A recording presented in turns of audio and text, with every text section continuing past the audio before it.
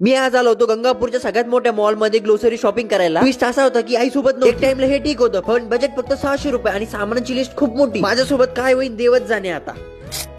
नमस्कार मंडळी, मी यश सावंत, तुमचं सर्वांचं स्वागत आहे माझ्या एक नवीन ब्लॉग मध्ये. झालं असं, घरामध्ये सायंकाळचा स्वयंपाक बनवायचं काम चालू झालं होतं आणि आज आबा सुद्धा किचन मध्ये आले होते आणि एक दोन आयटम कमी पडले होते, इमर्जन्सी मध्ये ते घेऊन यायचे होते. काय मी लगेच पैसे घेतले आणि आलो डायरेक्ट सुपर मार्केट. मी तर माझ्या मध्ये आलो होतो, पण कुठून सुरुवात करावं काहीच कळत नव्हतं. मग एका सेक्शन मध्ये घुसलो आणि फोन मध्ये सामानाची लिस्ट होती ती बघून एक एक सामान बास्केट मध्ये टाकायला चालू केलं. आणि सामान घेता घेता भीती ही पण होती की आपलं सामान बजेटच्या वर नाही गेलं पाहिजे, म्हणून प्राइस सुद्धा बघत होतो. आणि कोइन्सिडेंटली मला इथे माझे दोन मित्र बी भेटले, पण माझ्यासारखं घरचं सामान घ्यायला आले होते. मग त्यांना केलं टाटा बाय बाय आणि बिलिंग सेक्शनला आणि जसं इथं बिलाचा आकडा वर जायचा, मेरी दिल की धडकन तेज हो रही थी, धड धड धड धड कर रही. पण आपलं काम बजेट मध्ये झालं आणि 3 रुपये मला भेटले. मला सामान भरायचं होतं, पण माझी पिशवी बाहेर होती. सिक्युरिटी रिझन्स मुळे पिशवी बाहेर ठेवायला लावी. यांना असं वाटतं कोणी यांचं सामान बिना बिलाचं पिशवी भरून घेऊन जाईल. यांचं पण बरोबर आहे, लोक तसं करतात, पण नो प्रॉब्लेम. अशा गोष्टीला आपण सुद्धा कोऑपरेट केलं. चला मी तर आलो सगळं सामान घेऊन. तुम्ही पण अशी एकट्याने शॉपिंग केली का कमेंट मध्ये सांगा. फॉलो नसेल केलं तर पटकन फॉलो करा. व्हिडिओ आवडला तर लाईक करा. व्हिडिओ उद्याच्या ब्लॉग मध्ये. जय महाराष्ट्र.